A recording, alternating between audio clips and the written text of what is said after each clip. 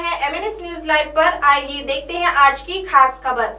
मुंबई में पत्रकारों से बात करते वक्त सांसद संजय राउत इन्होंने कहा, हमने आज सामना से बॉलीवुड अभिनेता सुशांत सिंह राजपूत की हत्या के मामले को उजागर किया है। महाराष्ट्र एक तटीय देश है जहां तीव्र मोड़ हमने देखे हैं। हमने उन लोगों को देखा है जो मोड़ लेते और दुर्घटनाग्रस्त होते हैं। यह घृणित है कि विपक्ष राजनीतिक लाभ के लिए इन सभी मुद्दों का उपयोग कर रहा है। यह पुलिस का काम है। मुंबई पुलिस को जांच करनी चाहिए। जांच पूरी होने के बाद विपक्ष ने आलोचना करनी चाहिए। मुंबई पुलिस जांच कर रही है, पर बिहार और महाराष्ट्र के राजकीय नेता मिलकर इस जांच में बाधा डालने का उद्देश्य बनाकर है। ऐसी प्रतिक्रिया शिवसेना सांसद संजय राउत इन्होंने दी है। आणि जे काही सुशांत सिंग राजपूतच्या आत्महत्येला वळण दिलं जात आहे त्याबद्दल आपलं मत? वळण वगैरे काही नाही। महाराष्ट्र दऱ्यापर्यंतचा देश आहे। नागमोडी वळणं आम्हाला जास्त माहिती आहे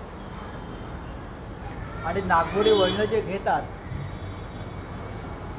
त्यांना कसे अपघात होतात हे सुद्धा आम्ही पाहिलं। सुशांत सिंग राजपूत प्रकरणावरती आज आम्ही सामनातून प्रकाश टाकलेला आहे।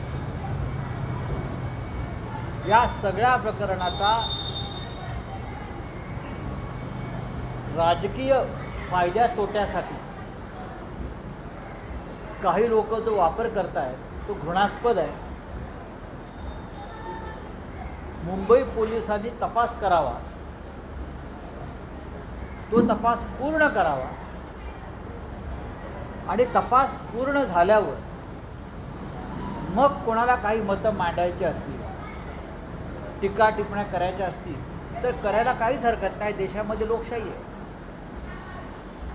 पण मुंबईत घडलेल्या एका गुन्ह्याचा तपासाची FIR पाटण्यामध्ये दाखल केला जातो 40 दिवसांनी। जवळजवळ 40 दिवसांनी धक्का बसतो सुशांतच्या नातेवाईकांना आणि मुंबई पोलिसांकडे येऊन काही बोलण्याऐवजी ते जाऊन पाटण्यामध्ये गुन्हा दाखल करतात। त्यानंतर बिहारचे मुख्यमंत्री त्यात पडतात। बिहारच्या विधानसभेत एक ठराव पास केला जातो।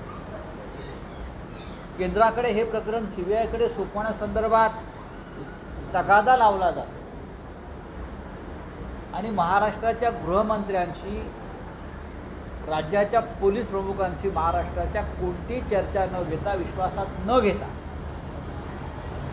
केंद्र सरकारतर्फे सर्वोच्च न्यायालयात सांगितलं जातं की आम्ही CBI तपास सुशांत सिंग प्रकरणात करण्याचं नोटिफिकेशन काढत आहोत। भारतीय जनता पक्षाच्या भाषेत किंवा सरकारच्या भाषेत ही जर क्रोनॉलॉजी पाहिली, घटनाक्रम क्रोनॉलॉजी म्हणतात, तर तुम्हाला नक्की कळून येईल या सगळ्या प्रकरणाची पटकथा, स्क्रीन प्ले कोणीतरी बसून लिहितं आणि त्यानुसार घटना घडवल्या जात आहे। मुंबई पोलीस हे उत्तम असं पोलीस दल आहे। जगात त्यांचं नाव आहे। स्कॉटलंड यार्डाची बरोबरी केली जाते अनेकदा। अनेक महत्त्वाच्या प्रकरणांचा तपास मुंबई पोलिसांनीच करावा किंवा हे खटले मुंबईच्या हद्दीत चालावेत असे निर्देश यापूर्वी अनेक प्रकरणामध्ये देशाच्या सर्वोच्च न्यायालयाने दिलेले। असं असताना सुद्धा या घाईघाईनं या घडामोडी घडवल्या जात आहेत। मला असं वाटतं, ज्यांना असं वाटतंय की मुंबई पोलिसांच्या तपासावर आमचा विश्वास नाही, मलाच त्यांच्या हेतूविषयी शंका येते। त्यांना काहीतरी लपवायचं आहे, सत्य बाहेर येऊ नये। जे मुंबई पोलीस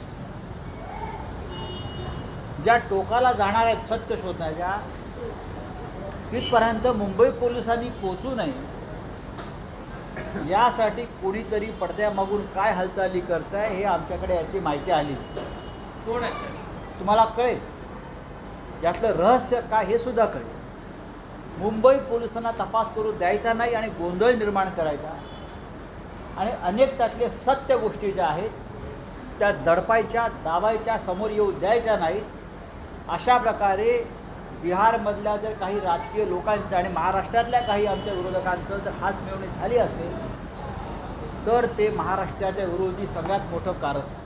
अब आप हमारे चैनल को ऐप पर भी देख सकते हैं. प्ले स्टोर में जाकर MNS हिंदी लिखें और ऐप डाउनलोड करें. साथ ही साथ आप हमारे फेसबुक पेज को भी लाइक कर सकते हैं और उन पर भी खबरें देख सकते हैं. लिंक ट्विटर, हाइक और इंस्टाग्राम पर भी आप हमारी खबरें देख सकते हैं. आप हमारे चैनल को यूट्यूब पर भी देख सकते हैं और इसे यूट्यूब पर सब्सक्राइब करना बिल्कुल भी ना भूलें. फिलहाल वक्त हो चला एक ब्रेक का. ब्रेक से लौटने के बाद देश और दुनिया की तमाम बड़ी खबरें देखने के लिए बने रहें MNS न्यूज लाइव के साथ. नमस्कार.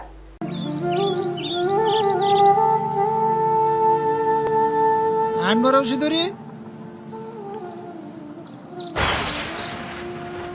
बाबा थांबा.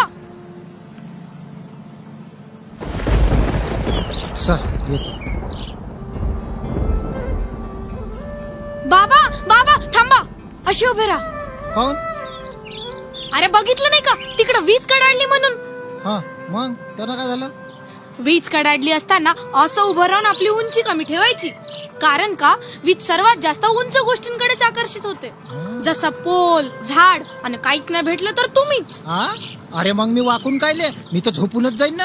अरे नाही नाही नाही नाही, झोपून जाण्याची तर गोष्टच नाही करायची. ओल्या जमिनीत वीज प्रवाह होते आणि शेतात जर वीज पडली ना तर ती तुमच्यापर्यंत पोहोचेल आणि त्याचा झटका तुम्हाला बी लागेल. आणि बाबा सांगून देते, झाडाखाली तर बिलकुलच उभं राहायचं नाही. जोराने विजा कडकडायला लागल्या तर पायात चपला किंवा जोडे जरूर असू द्या. कुठल्याही झाडाजवळ थांबू नका. शक्यतोवर स्वतःला ओले होऊ न देता वाकून चाला आणि धातूचं छत नसेल असा एखादा आसरा शोधा.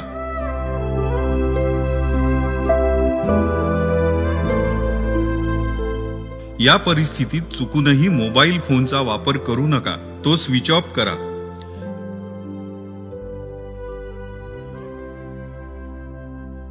बाबा हा घे गमछा.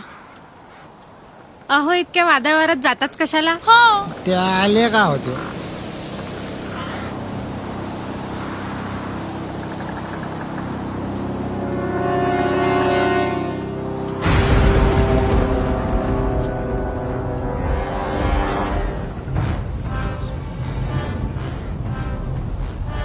अरे ए ए वाक वाक वाक असं वाक.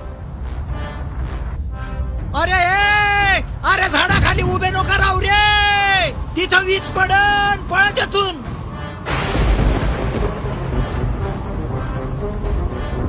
अरे बंद कर मोबाईल. अरे मोबाईल चालू जर राहिला ना तर मोबाईल विजले आपल्याकडे खिचते. बंद कर. ए इथं झाड आहे का? चल ये असं वाक वाक. अरे हा पडला का रे? उठ उठ उठ. असं पडून नको राहू. अरे तिकडं जमिनीवर वीज पडन आणि इकडं तुला झटका लागल. अरे इथं मैदानात थांबणं बेकार आहे बा. मी एक काम कर, ते बा ते झोपडी आहे ना, चला तिथं जाऊ. तुम्ही 4 चाकी वाहनात बसलेले असाल तर वाहनातच बसून राहणे अत्यंत सुरक्षित आहे. वादळ ओसरल्यानंतरही अर्धा तास तरी ती सुरक्षित जागा सोडू नका.